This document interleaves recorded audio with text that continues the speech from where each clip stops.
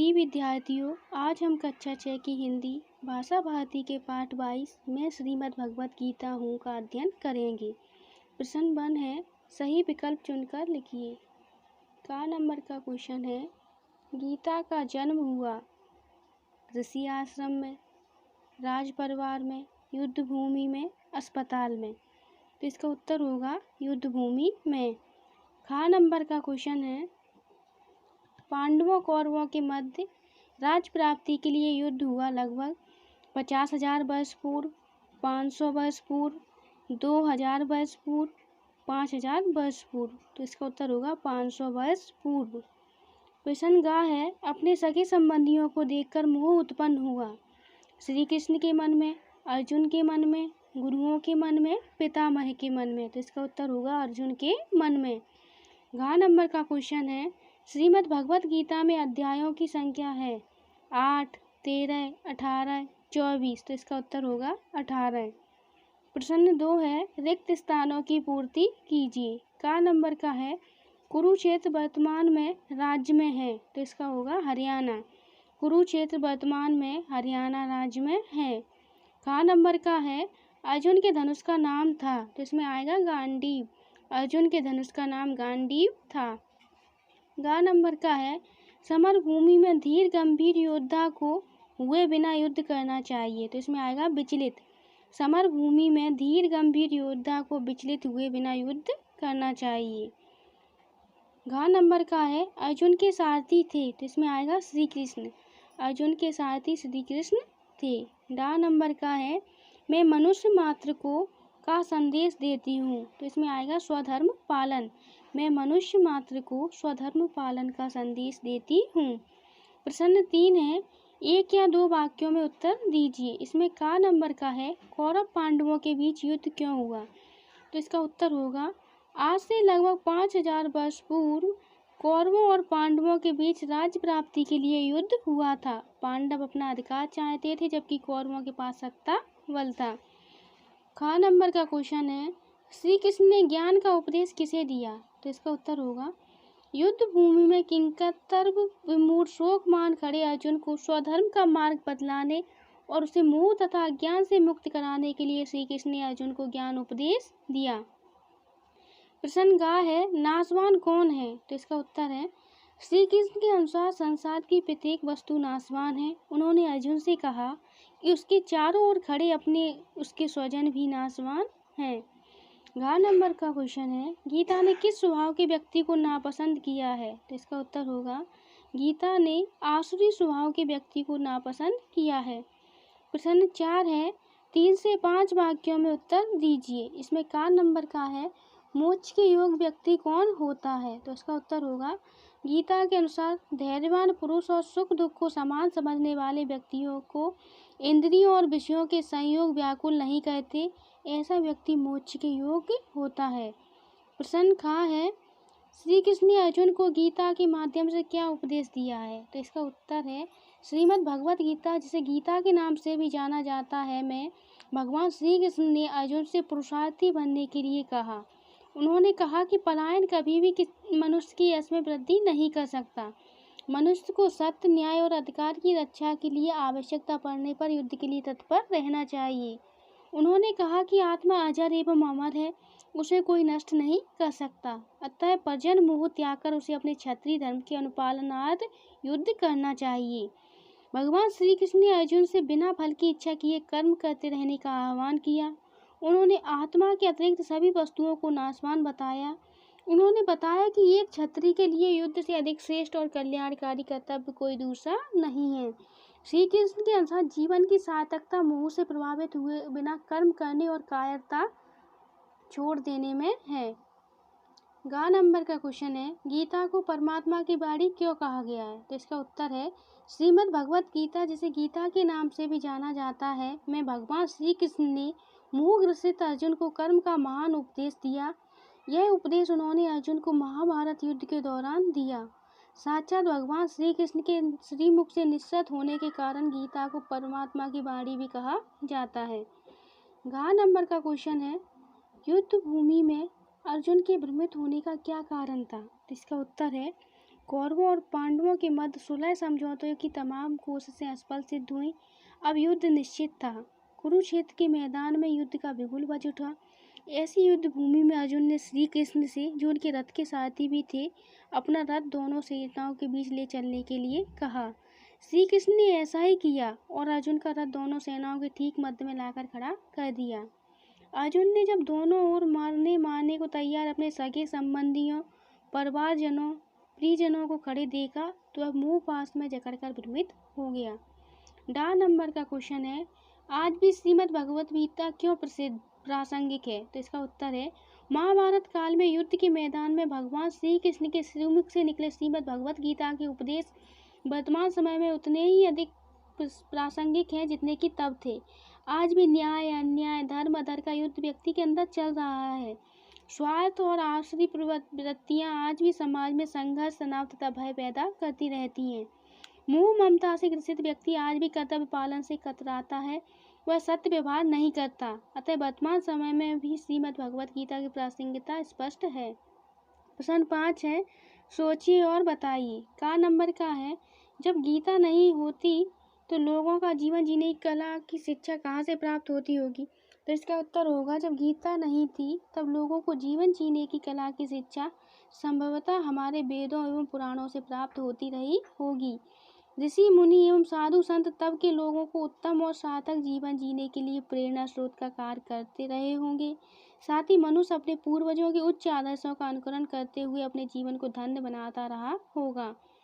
4 number का question है, गीता ने कहा है कि 700 श्लोक मेरे संदेश वाहक है, कैसे? तो इसका उत्तर है, गीता युद्ध काल में लिखी गई एक अनुपम कृति है। गीता राग द्वेष रहित होकर जीवन जीने और आसुरी प्रवृत्तियों का विरोध करने की शिक्षा देती है। वास्तव में गीता की संपूर्ण शिक्षाएं कुल 18 अध्यायों में संरक्षित हैं। ये शिक्षाएं इन 18 अध्यायों में 700 श्लोकों में विद्यमान है। इन 700 श्लोकों में से प्रत्येक श्लोक मानव जीवन के कल्याण हेतु अमृत तुल्य है। अतः यह कहना बिल्कुल ठीक है कि गीता के 700 श्लोक उसके उपदेशों अथवा शिक्षाओं के संदेश वाहक हैं। 4 नंबर का क्वेश्चन है, कौरवों और पांडवों के बीच हुए युद्ध को न्याय अन्याय के बीच युद्ध क्यों कहा गया है? तो इसका उत्तर होगा, आज से लगभग 5000 वर्ष पूर्व पांडवों और कौरवों के मध्य महाभारत नामक एक भयंकर युद्ध हुआ। पांडव जहाँ सत्य और न्याय के पक्षधर थे, वहीं कौरवों के राज्य में अन्याय और अधर्म का बोलबाला था। पांडव अपना नैतिक एवं जायज अधिकार चाहते थे, जबकि कौरव उन्हें सुई की नोक के बराबर भूमि भी देने को तैयार न थे। श्री कृष्ण ने स्वयं पहल करते हुए समझौते करने एवं युद्ध टालने के भरसक प्रयास किए, किंतु अधर्मी कौरवों ने उनकी एक बात न मानी। ऐसे में युद्ध आवश्यक हो गया। पांडव अपना अधिकार चाहते थे, जबकि कौरवों के पास सत्ता बल था। अतः इस युद्ध को न्याय अन्याय के बीच युद्ध अथवा धर्म अधर्म के बीच युद्ध कहा गया। प्रश्न घ है, यदि हम आसक्ति भाव से कर्म करेंगे तो क्या होगा? तो इसका उत्तर है, गीता मनुष्य को अनासक्त भाव से कर्म करने की प्रेरणा देती है। यदि हम आसक्ति भाव से कर्म करेंगे तो हमारा ध्यान कर्म पर न लगकर उससे प्राप्त होने वाले परिणाम पर केंद्रित रहेगा, जिसके परिणाम स्वरूप ना तो हम अपनी पूरी योग्यता और दक्षता से अपने कर्म को संपादित कर पाएंगे और ना ही हमें ऐसे कर्म के वांछित परिणाम ही प्राप्त होंगे। साथ ही वांछित परिणाम प्राप्त न होने पर मनुष्य के मन में हीन भावना एवं अवसाद के भाव उत्पन्न होंगे। इसलिए गीता हमें सदैव बिना फल की चिंता किए लगातार कर्म करते रहने की प्रेरणा देती है। प्रश्न 6 है, अनुमान और कल्पना के आधार पर उत्तर दीजिए। तो इसमें का नंबर का क्वेश्चन है, यदि कौरव और पांडवों में युद्ध ना हुआ होता तो क्या होता? तो इसका उत्तर है, यदि कौरवों और पांडवों के बीच युद्ध ना हुआ होता तो एक ओर तो मानव सभ्यता महाभारत जैसे युद्ध की विभीषिका से बच जाती, किंतु दूसरी ओर उसे मानव कल्याण रूपी गीता जैसे अमृत ग्रंथ की प्राप्ति ना हो पाती। वास्तव में गीता जैसी महान कृति का जन्म महाभारत युद्ध के दौरान ही हुआ था। प्रश्न खा है, यदि अर्जुन के मन में मोह उत्पन्न ना हुआ होता तो क्या होता? तो इसका उत्तर है, कुरुक्षेत्र के मैदान में दोनों सेनाओं में अपने नाते रिश्तेदारों और सगे संबंधियों को देखकर अर्जुन के मन में अचानक ही उनके प्रति मोह उत्पन्न हो गया और वह युद्ध ना करने की बात करने लगा। अर्जुन की कायरता को देखकर भगवान श्री कृष्ण ने उसे गीता के उपदेश सुनाकर उसे अकारण प्रजन मोह को दूर कर किया। स्पष्ट है कि युद्ध के दौरान अर्जुन के मन में मोह उत्पन्न ना हुआ होता तो गीता जैसे महान ग्रंथ की रचना भी नहीं हुई होती और मानव सभ्यता गीता के उपदेशों और उसकी उच्च शिक्षाओं से वंचित रह जाती। प्रश्न गा है, यदि अर्जुन की जगह तुम होते तो युद्ध करते या नहीं? इसका उत्तर है, यदि अर्जुन के स्थान पर मैं होता और मुझे भगवान श्री कृष्ण का साथ मिलता तो मैं अवश्य युद्ध करता। मैं कायरता के भाव को अपने मन में ना आने देता और अपने क्षत्रिय धर्म का बखूबी पालन करता। घ नंबर का है, यदि कृष्ण अर्जुन के सखा एवं हितैषी ना होते तो क्या होता? तो इसका उत्तर है, यदि कृष्ण अर्जुन के सखा एवं हितैषी ना होते तो मोहवश अपने क्षत्रिय धर्म से विमुख अर्जुन को उसके कर्म का भान भला कौन कराता। ऐसे में न सिर्फ उसकी अपितु पांडवों की उज्जवल छवि धूमिल हो जाती, इतिहास में उसका नाम एक वीर योद्धा के रूप में दर्ज न होकर युद्ध से पलायन करने वाले एवं मोह माया में जकड़े एक कायर के रूप में लिखा होता। प्रश्न डा है, यदि दुर्योधन किसी तरह राज्य का उत्तराधिकारी बन गया होता तो क्या होता? तो इसका उत्तर होगा, यदि कौरव पांडवों के युद्ध में कौरवों की विजय मिलती और दुर्योधन राज्य का उत्तराधिकारी बन जाता तो चारों ओर अन्याय और अधर्म का राज्य होता। ऐसे में सत्य और धर्म का आचरण करने वाले का जीवन जीना कठिन हो जाता। चारों ओर लूट खसोट और अराजकता फैल जाती। कुल मिलाकर यह कहा जा सकता है कि दुर्योधन के राज्य का उत्तराधिकारी बनने पर राज कुराज में बदल जाता और ऐसे में मानव मात्र का जीवन खतरे में पड़ जाता।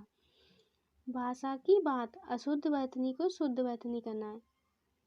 भ्रमति भ्रमति, वितृष्णा वितृष्णा, विरक्ति विरक्ति, किंकर्तव्य किंकर्तव्य, हतप्रभ हतप्रभ, संन्यास संन्यास, तात्विक तात्विक, सम्मत सम्मत, संघर्ष संघर्ष, व्यापत व्याप्त। प्रश्न 3 है, तो प्रत्यय लगाकर निम्नलिखित शब्दों से नए शब्द बनाइए। गुरु पुरुष कृति, मूल शब्द और प्रत्यय, इनका नया शब्द। गुरु प्लस तो बराबर गुरुत्व, पुरुष प्लस तो बराबर पुरुषत्व, कृति प्लस तो बराबर कृतित्व। प्रश्न 4 है, निम्नलिखित शब्दों का वाक्यों में प्रयोग कीजिए। राज्य प्राप्ति, युद्ध भूमि, कारागार, मोर्चा, शिथिल। तो इसका उत्तर होगा का नंबर का राज्य प्राप्ति। कौरवों को महाभारत के युद्ध में पराजित कर पांडवों को राज्य प्राप्ति हुई। खा नंबर का युद्ध भूमि, कुरुक्षेत्र महाभारत काल की प्रसिद्ध युद्ध भूमि है। गा नंबर का है कारागार, श्री कृष्ण का जन्म कारागार में हुआ था। घा नंबर का है मोर्चा, रानी लक्ष्मीबाई ने अंग्रेजों के विरुद्ध स्वयं युद्ध का मोर्चा संभाला। 6 नंबर का है डा नंबर का है शिथिल, ठंड के कारण बुजुर्ग महिला के सभी अंग शिथिल पड़ गए थे। प्रश्न 5 है, अपठित तित गद्यांश। गीता शास्त्रों का दोहन है। मैंने कहीं पढ़ा था कि सारे उपनिषदों का निचोड़ उसके 700 श्लोकों में आ जाता है, इसलिए मैंने निश्चय किया कि कुछ ना हो सके तो मैं गीता का ज्ञान प्राप्त कर लूं। आज गीता मेरे लिए केवल बाइबल नहीं, केवल कुरान नहीं, मेरे लिए माता हो गई है। मुझे जन्म देने वाली माता तो चली गई, पर संकट के समय गीता माता के पास जाना मैं सीख गया हूँ। मैंने देखा है, जो अमृत को इस माता की शरण में आता है उसे ज्ञान अमृत से वह तृप्त करती है। तो इसमें का नंबर का क्वेश्चन है, गांधी उपयुक्त गद्यांश को पढ़कर नीचे लिखे प्रश्नों के उत्तर दीजिए। इसमें फर्स्ट है, गांधी जी के अनुसार गीता क्या है। सेकंड है, गांधी जी संकट के समय किसके पास जाते थे। थर्ड है, अपनी शरण में आने वालों को गीता का क्या लाभ होता है। तो इसमें का नंबर का आंसर है एक, गांधी जी के अनुसार गीता उनके लिए मात्र कोई धार्मिक ग्रंथ नहीं अपितु वह उनकी माता के समान है। नंबर 2, गांधी जी संकट के समय गीता माता के पास जाते थे। नंबर 3, अपनी शरण में आने वाले को गीता ज्ञान अमृत से तृप्त करती है। नंबर 4, शीर्षक गांधी और गीता।